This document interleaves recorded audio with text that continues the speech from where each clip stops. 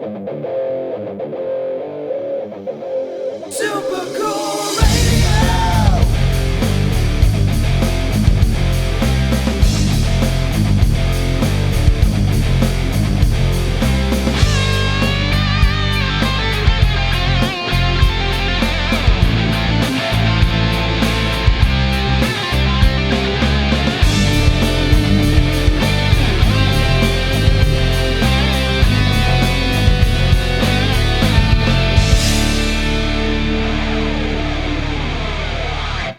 Hello, everyone. I am Matthew Thomas with Super Cool Radio. I have a very special guest with me at this time. She's the first ever blues musician here on Super Cool Radio. She recently released a brand new album entitled Heart of Fire. Please welcome All Venable. Hello. Thank you, Matthew, for having me. I'm really excited. Yeah, of course. Actually, I got to see you last month at the Hard Rock Casino. I think that was like the first or second week it was open. So it was a very cool experience. Very nice to actually meet you. Thank you. Yeah, thank you for coming out to the show. And it was a really cool experience. The Hard Rock, like you said, had just been opened. Buddy Guy did the opening week, and then we did the previous week after that. And yeah, it was super fun. And we'll be back in September there, September 25th. So we're excited about that. And then we'll be back in Indiana with either Buddy Guy or Kenny Wayne Shepherd touring with them. And so I'm excited about that as well. Yeah, definitely, for sure. I know I was kind of bummed out. I missed you June 4th, also at the Hard Rock. Yeah, that was a last minute thing. I had another commitment that day, but I was like, man, if I didn't have anything going on, I would have totally saw you again. Thank you. So I want to kick this interview off. I think it's a fun question. What music have you been listening to this week? Well, I've been listening to tons of different music actually this week. I am super into like Tool. My band is super into Tool and like a lot of rock stuff. So I've been listening to a lot of rock stuff. When I go to the gym, I listen to a lot of upbeat music. A lot of like I guess not like techno music, but like upbeat music to keep me going in the gym. And of course, I listen to, like, I have vinyl records that I collect. And so sometimes this week I've listened to my Kebmo Blues Americana album. That's one of my favorite albums. And I've listened to that. So just a variety of different things. Yeah, it's really awesome. I was surprised by Tool. I didn't expect you to listen to it. Yeah, I mean, I'm influenced by my two guys. They're my band, Braden and Elijah. They love them and they listen to them all the time. So it's kind of like a secondhand listen in the van type thing. So I got you. That's awesome. This week, obviously, I've been listening to Heart of Fire. Oh, thank you. Yeah, I was actually listening on my way. I had to go pick up my car, so I was listening to that on the way to pick up my car. Oh, thank you. Yeah, it's a really awesome album. I'm going to talk about that more in a little bit. But yeah, so yeah, obviously, All Venable, I've been listening to Everclear this week. I'm supposed to see them next month, so I've been listening to them. And a little bit of B.B. King as well. Awesome. B.B. King was my first blues concert that I ever went to. My first concert was a Miranda Lambert concert. And then when I was in 8th grade, I went to go see B.B. King. And it was after I had a basketball game. And after that, I went to go see him. And it was super fun, super awesome. Yeah, that's really awesome. I didn't get a chance to see him live, but I've heard many things about him in person and in concerts. And it definitely sounds like an awesome experience. It was great. He sat down for all of the show, but his energy was crazy. So it was a great time. Yeah, I could definitely see that. So focus on you. I'm actually talking with All Venable. So how did you get started as a musician? Well, I started when I was about 11 or 12 playing guitar, and I've always been able to sing. I sang when I was really little. I sang while I was in church. But what really got me into it was whenever I was like in school, like middle school, high school, I became kind of isolated from everybody, and I had like a really hard time, in that atmosphere and like school with other girls and just making friends is kind of hard for me, and I kind of got bullied a little bit as well, and so I just used music to kind of help me through all that stuff in school, and so that's how I got into playing music and how I found blues music, and I think that's why I connect with it so well. Yeah, definitely. Music's very powerful, get you through a lot of different situations and things like that. So definitely, for sure. How did you get started as a guitarist? As a guitarist, I discovered who Stevie Ray Vaughan was, and then that's how I started playing, or why I started playing guitar like I do now. Yeah, another great Texas musician, Stevie Ray Vaughan. When I saw you in May at the Hard Rock, you ended your set with Stevie Ray Vaughan. Definitely really awesome guitarist. I saw PBS did a special on him, and they did his first Austin City Limits show, and they did his last Austin City Limits show. It was just awesome to see him, the way he performed, how he did it, and how fast he was able to perform. I would have loved to see him live. Like, hands down, amazing. Just super great. Oh yeah, for sure. And just that he only really had like a 7-year span of him actually performing and playing music. That it's really obviously everything that that happened, but definitely very influential guitarist, even though it's a short span of actually performing. So how is it covering Stevie Ray Vaughan? Like how is it learning his music?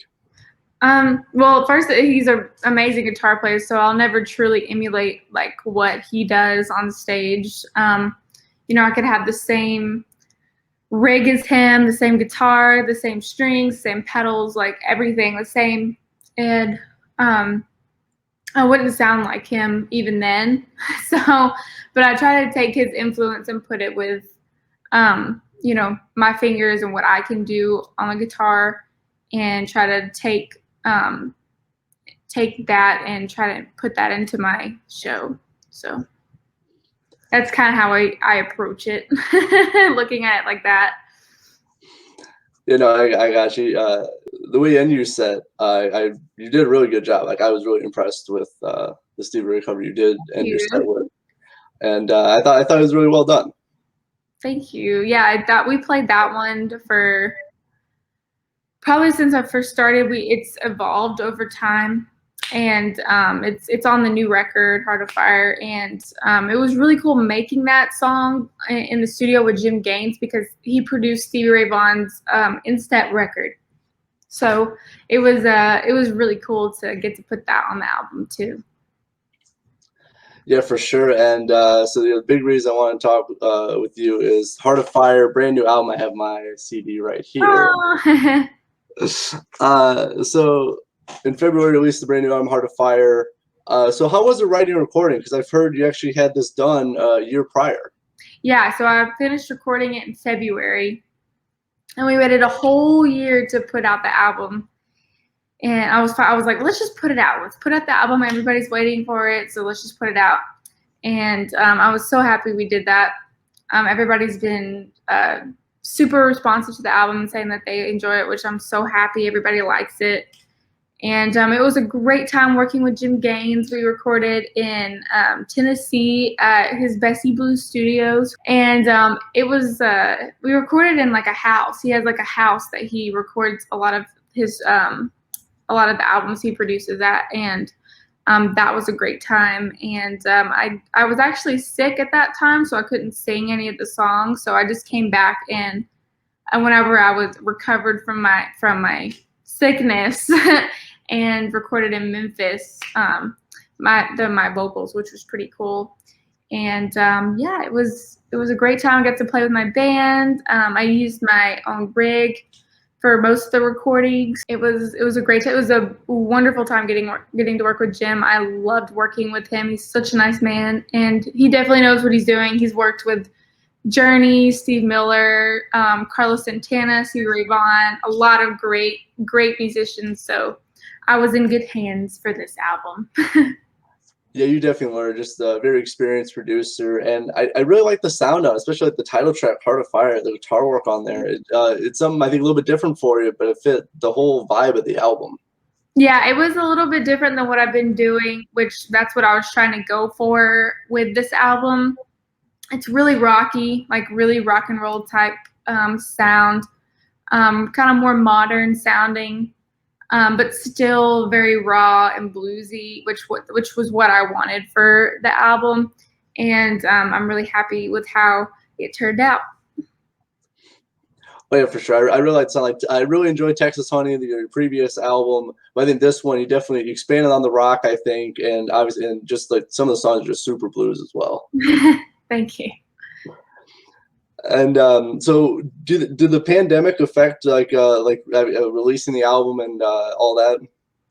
Yes, it did. I actually was planning on releasing it this past summer, like June, July time, and we actually were gonna do a European tour for my Texas Honey album in March, and that's when all the shutdowns were happening, so we couldn't go do that.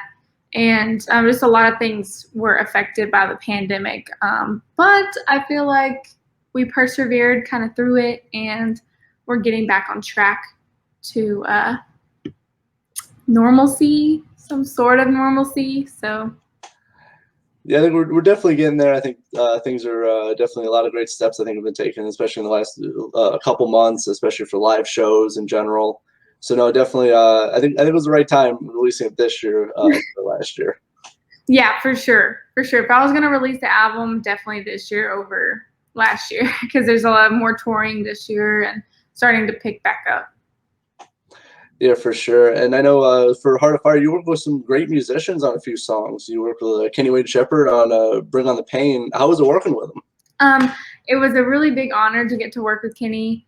I had become friends with him these past couple years, and he's just been a great friend, mentor, someone I can look up to, someone I can ask questions about things. And it's crazy because he's my guitar hero. Like, I'm a big Kenny Wayne Shepherd fan, so it's cool to have him like on my album, and to have him as a friend, it's even more of an honor, you know. So it was. I showed him the song, and I was like, I think this would be great for you to play on. Like, I heard it in my head.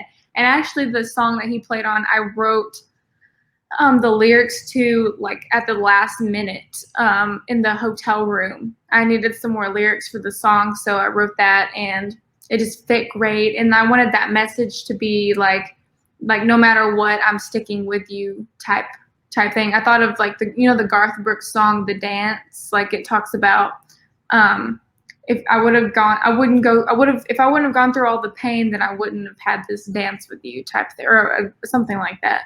And so I wanted kind of that same message with this song, and Kenny's soloing just made it great, made it even better. So I'm happy to have him on the album, and I'm looking forward to opening for him too this year. Yeah, he's a phenomenal guitarist. Just Yeah. he's very smooth too, with like just his whole style. It's very impressive. Oh yeah, it's nobody can match it. Like, it's great. So like, were you in the studio with him, or did you send tracks to him? Like, how did that work? So with Kenny, I wasn't with the studio. He was in Nashville, I think. He lives in Nashville, or maybe it was his LA location. He lived in different places, but he moved to Nashville. But he sent me like his track through, so I wasn't actually got to be with him because this was during the pandemic, so couldn't be with him for the song. But I was with Devon as well. I recorded with Devon in person. Yeah, that was actually my next thing I was going to talk about was you had the chance to work with Devon Allman on "Road to Nowhere." He produced "Road to Nowhere"? Yeah, correct? he produced "Road to Nowhere." So I was talking to him, and I was showing him some of the songs off of my new record, and he was like, I showed him the "Road to Nowhere," and he's like, "Allie, stop." He's like, "Let me produce this song for you. Let me produce this song." And so I was like, okay, let's do it. So he ended up co-writing the song with me, adding a lot of really great things to the song, making it a whole, what I had a vision for the song. He brought it to that, what I was asking or what I was wanting for the song. and plus more. And he brought in some great musicians, Landon Moore on bass, and Cody Dickinson from the North Mississippi All-Stars played on the drums on the song, and a lot of great musicians for this song. And he played the solo and did a lot of backup vocals to uplift everything, and I just can be more happy with it, how it turned out. And we have a music video for it too. And what I really liked about it was the doubling up on the chorus with your voice and his voice. I think just really added an extra layer. Yeah, it's cool. Yeah. Yeah. And he did like some harmony. He did harmonize with himself too on it, which was nice. Yeah, another great, very talented musician, and I'm gonna have to check the music video. I haven't watched it. Yeah, you should watch it. I'm just driving around in the truck. Oh, really? Yeah. Oh, that's cool. Yeah, I've only been listening to the CD. I haven't checked out the music video, but I definitely will do that. And there's a music video for Road to Nowhere and Heart of Fire. Yeah, I'm definitely gonna check those out. Yes, because they sound cool. I mean, you drive around in the truck. I mean, Yeah. Whose idea was that for the music video? Mine, I think. I don't remember. Okay. I think it was mine. Like, I just need to drive around, and it'll be perfect. I mean, yeah, it fits. It fits with the title. That's really awesome. And something really cool. When I saw you live at the Hard Rock, you say you included a Bessie Smith song on every album. So you included "Hateful Blues" on "Heart of Fire." I like how you did it too with the intro. You included the actual original intro to it as well. Yeah, I try to do that.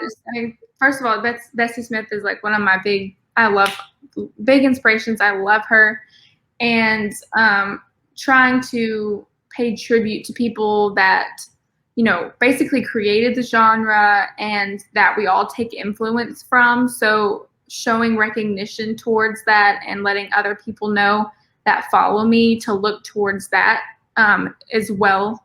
You know, not only look at my music, but look at the people that were, you know, here before me and that cultivated and actually made the music that I love and what I look to for inspiration for my music. Oh yeah, for sure. It's definitely, you can learn so much from, you know, the past musicians and really people who really like solidified the genre of blues music. And you know, I think she's very, very underrated too as well for how talented she was.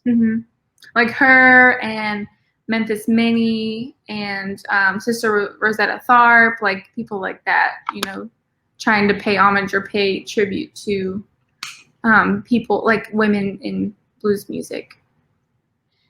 Yeah, for sure. I definitely like the first song I actually heard by you was a Backwater Blues, another obviously Bessie Smith song. Yes, and, so like that's when I actually started listening to you. You know, especially if like all the new music out, like there's some that's kind of, you know, obviously a throwback to the an older style like blues music. It's very different. So definitely a really awesome. Definitely, if anyone hasn't checked out Heart of Fire, please do so on all streaming platforms. You buy physical copies on All Venable store. So definitely check that out. And so as I said, I saw you at the Hard Rock Casino in Gary, Indiana in May. You were there in June. So how is it to actually tour? I know you have a lot of tour dates. I think you're in Austin, I think, over the weekend. Yes, we were 4 people shy of a sellout at Austin. So that was really fun. There's a whole bunch of people there, and it was fantastic. We played at Antone's, which is also a very legendary place to play at. So we were really excited.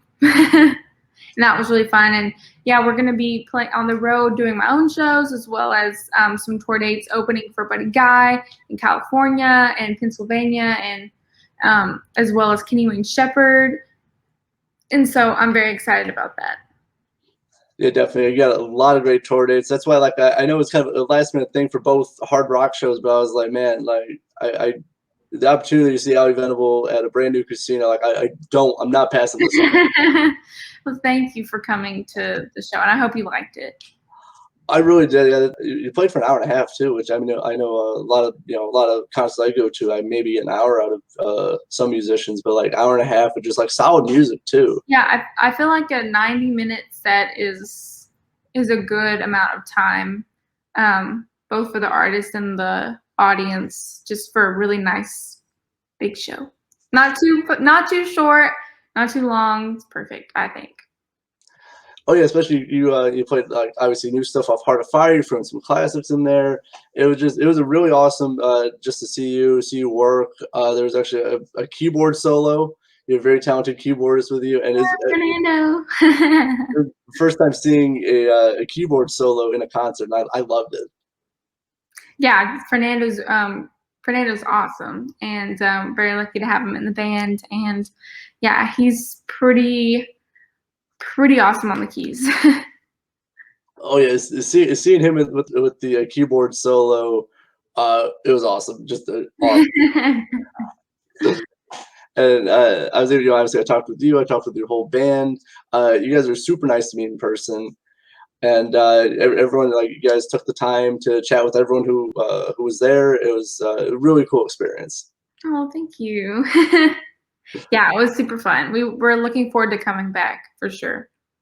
And I'm gonna make that one. I had another commitment for the last one, but I will be there again because Oh, yeah, it was a really fun time. It's the casino is a brand new casino, so it's like it's a really nice looking casino too, especially a yeah, nice stage. everything's super clean, super nice. The Yeah. food's good there. We had the food. Yeah, for sure. It was again another great time. But it was something that your keyboard he said that I thought was interesting. He said, like, he pointed at his keyboard when I was talking to him. He's like, "You see that?" And I was like, "Yeah, I see your keyboard." He's like, "That's not my keyboard. I didn't have to bring anything." So like, how does that, like, for shows like that? How does that work? Yeah, so this one we like sometimes we do like one-offs or like fly-in. So that was just the back line that was at the show that, we request to have for the show. And so that was like his setup for our like road shows, like when we're on the road traveling on like ourselves, when we have to take our equipment with us. So he was happy, like he didn't have to load it or anything, I guess. And he was very happy. He didn't have to do too much, so he was. But yeah, the whole band is really awesome to talk to. And again, I had a chance to talk to everyone in your band. They're, again, super nice, and I'm definitely looking forward to seeing you again in person. Thank you. We're excited too. Equipment do you have? What guitars do you use?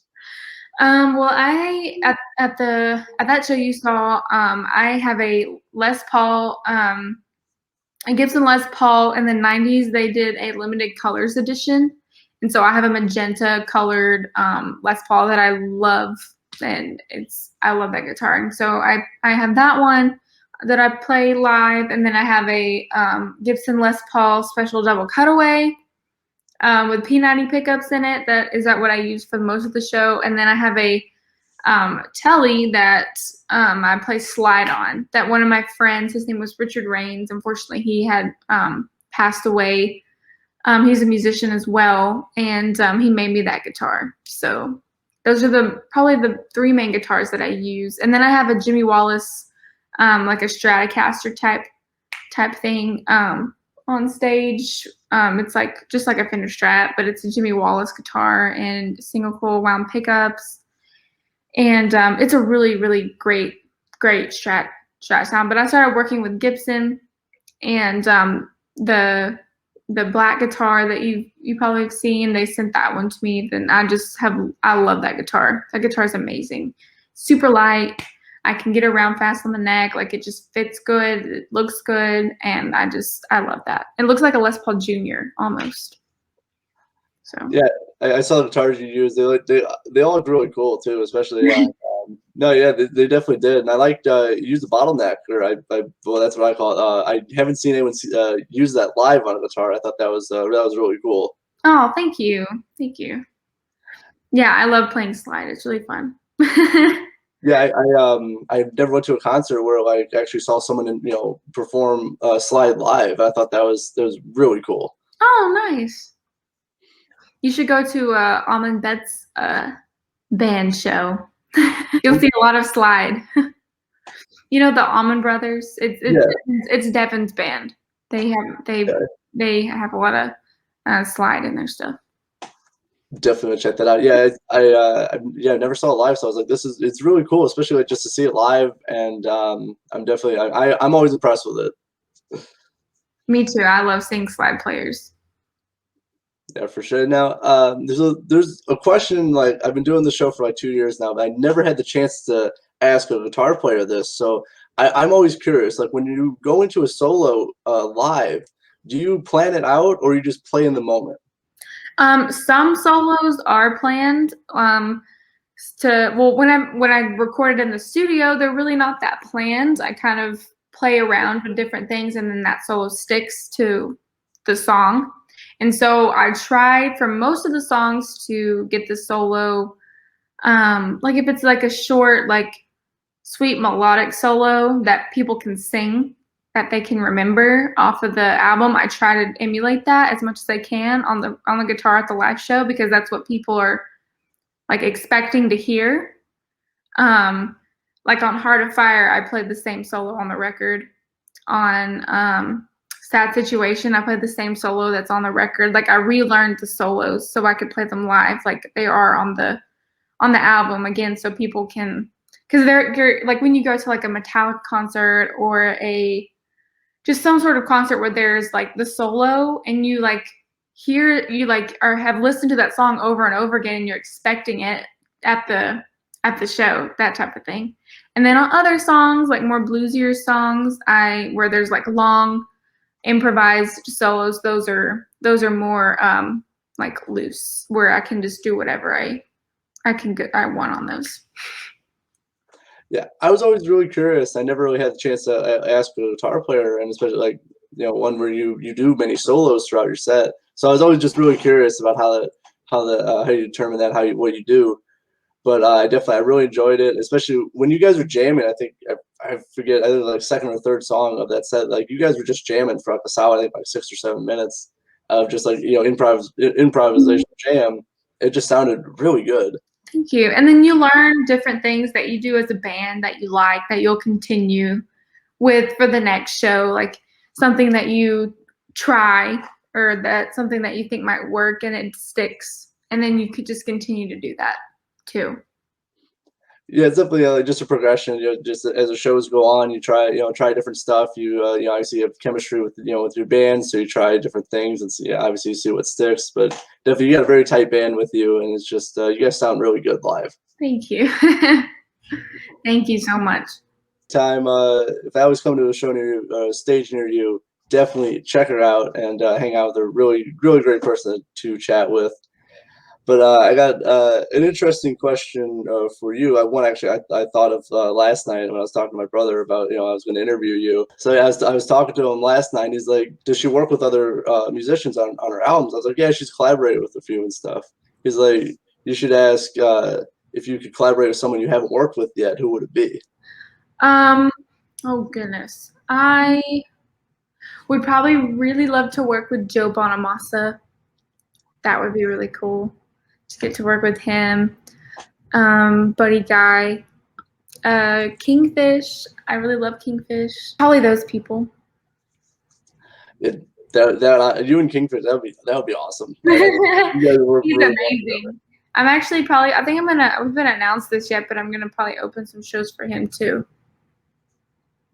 That is really cool for sure. I haven't seen him live, but I just his whole style and his whole like just the vibe of him is really incredible. He's really cool. Definitely, for sure. So definitely that'd be really awesome with you and Kingfish. Definitely two very talented blues musicians. That'd be really awesome. Well, thank you. I was listening to blues like when I was younger. Like I saw the Blues Brothers, so that's how I got into blues. But I haven't listened to it for like so many years, and then I started listening to you. And I was like, then I started getting back into the blues genre. And there's so many great musicians, like blues musicians that like I never heard of. Like once you 4 or like 5 years ago, discover one person, it just opens up a whole world, which is really cool. Oh yeah, for sure. Especially just the whole blues genre itself is just there's so much there. That like there's so many different like, styles and vibes and just whole different aspects to blues. Not just one type of blues. Yeah, for sure. It's definitely if you're feeling it, it's definitely just stuff that like I really connect with. If I'm in the blues mood, I can definitely like really connect with like the music and stuff. Yeah, I feel very. I think that's why I connect with blues so much. It's just the core of like all music, in my opinion. You know, R&B, country, rock, even some pop. It's all originates from blues music. The roots of blues. It's in so many just different aspects of the music. Every kind of genre is just in every style as well. Just even if you don't think so, like pop, as you said with pop music, like that can have blues elements in there, and it's just really incredible. Mm-hmm. So thank you so much for hanging out with me here on Super Cool Oh, Radio. thank Had a great time chatting with you. Definitely see her live if you get a chance. you. It's very worth it. It is so worth it to see All Venable live. Make sure to pick up, as I'm going to hold up again, Heart of Fire on her store right now. Definitely pick that up. Treat yourself. But I do got one more thing before I let you go. So it's already June, already 2021, halfway over. So what's the future plans for the rest of this year to finish out 2021? Well, to finish out 2021, I'm currently working on my next album, writing it, and figuring out all of the logistics and who's gonna, all of that stuff. And of course, tour with my band and open for Buddy and Kenny, and just continue to meet everybody and continue to just play live shows, and that's what I'm going to be doing for the rest of the year. That sounds really awesome. Definitely, yeah, definitely check her out live. The one thing I noticed, when I saw you live was like people, like I was sitting kind of at the bar back, and like people would come up to me and say like, "Oh, who is that? She's really good." And I was like, "Oh, that's All Venable." I was like, "Oh, I'm gonna have to check that out. She's really good." Well, thank you. But definitely, like 4 or 5 people came up to me and said that. So I was like, man, that's really cool. Especially if people didn't even know maybe didn't know you were here, or just like, man, I haven't heard this person before. Mhm. So definitely check her out live. You're very active on all your social media, so definitely check her out. You recently started the Patreon as well. So Yes, I just started a Patreon in December, and like during all of the pandemic, and it's really fun on there. For those of you that want to check that out, it's just patreon.com/AllieVenable, and we have a private Discord chat and just extra stuff. You get early access to like my music, and I make a lyric video every month and do behind the scenes stuff while we're on the road. It's super fun, so check it out. yes, definitely check it out. Great way to directly support Allie, all of her work, and all that stuff as well. So definitely check her out. I'll leave the link for Patreon in the description along with their other social media as well. But thank you so much, Allie Venable from Kilgore, Texas. Thank you so much for hanging out with me here on Super Cool Radio. Thank you, Matthew, for having me. I had a really good time, and it was a real honor. Thank you. I really appreciate you taking the time to do it, and I definitely look forward to seeing you live again, hopefully in September. Yeah, it's going to be fun. Definitely. So for All Venable, I'm Matthew Thomas, Super Cool Radio. Thank you for watching.